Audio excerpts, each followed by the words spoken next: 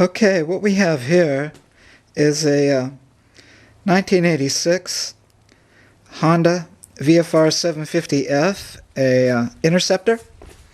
Um, this was like the first year where it was Bike of the Year, and Honda VFRs were 7 times Bike of the Year. Quite a pedigree.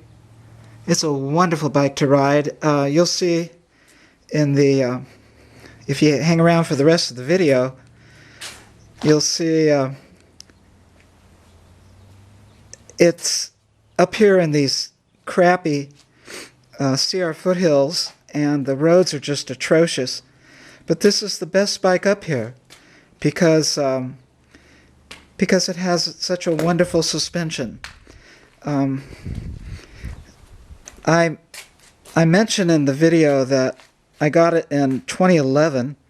It was a birthday gift from my wife Ellen, and she said that she didn't give me a motorcycle. She gave me a motorcycle puzzle because it arrived in 3 or 4 5-gallon buckets, completely disassembled. And when I got into the buckets, I discovered why. They had blown up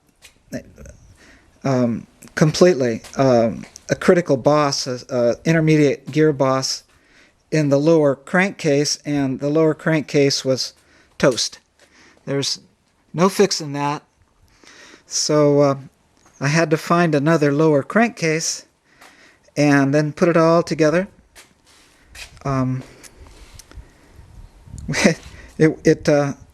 As you can see, it has gear-driven cams. The early VF750s had problems with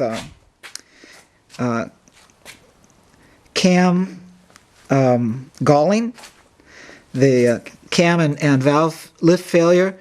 Honda had a trouble figuring out why that was happening. They tried different oiling mechanisms and all that. They couldn't get a handle on it. Finally, they decided it probably had to do with some kind of a harmonic vibration. So they went to all gear-driven cams, and that's this bike. And it sounds wonderful. It's I don't know if you're into mechanics or anything like that, but anybody who buys this bike is going to have to know exactly what they're getting, and they'll probably understand what I'm talking about more than people that are less than interested. It was, when I finished it, it was an award winner, not first place, of course, but it was an award winner with the Classic Japanese Motorcycle Club at one of their events in California. And people were amazed. My wife keeps telling me how amazed they were. I rode it to the meeting, and then I rode it into the auditorium because I didn't want to push it uphill. So it's no trailer queen, and it's kind of spotty here and there now. It's been several years, but it's my daily rider. In the summertime, if I want to go anywhere and I want to make it interesting instead of boring, I just get on this big guy and we travel, and it makes it fun. It makes the little necessary outing enjoyable, whereas otherwise it would just be a pain in the ass. This bike is just wonderful to ride. You ride it like a horse. You can see it's got a Mexican saddle there. It holds you in nice and tight. You don't slip around like a wet teenager. And you grip it. You grip the tank with your knees, and you just lean and let the bike do its thing.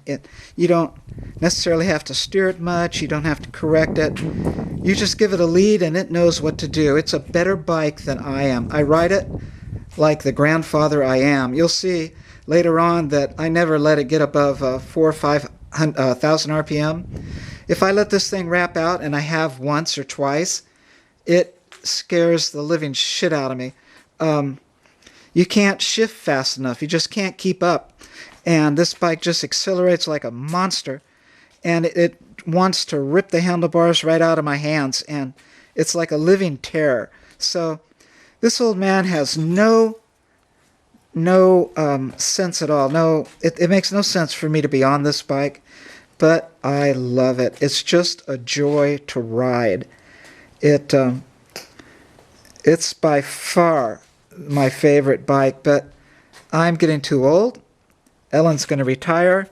We're going to leave this state and find a better one, almost any other state. And that's why this guy is up for sale. So let me show you the little ride I took. I had a little run cam I bought just for this. Managed to get it pointed halfway decently. And you'll see the video coming up. Thank you for hanging around. I do hope it's pointed right.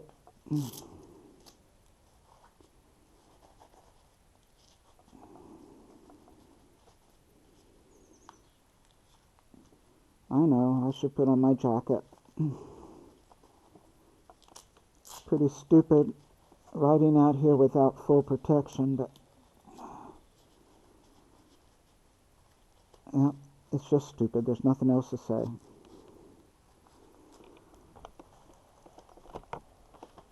Okay. Here we go.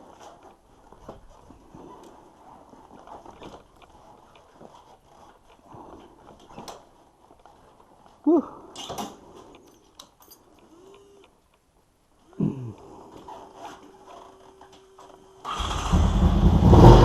I live on a dirt road. Here we go.